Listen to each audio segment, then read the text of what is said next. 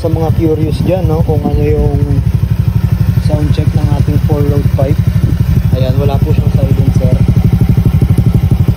Para lang siyang JBT na medyo mas basic pa siya. So, ganito ka solid tong 4-load. Tingnan mo yung elbow niya, ang titanium na. Titanium na yung elbow niya. So, sound check natin.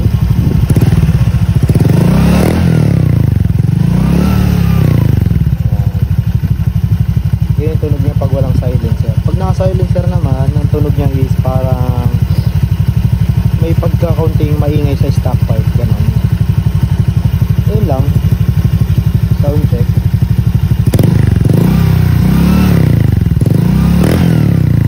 Ayan, yun siya.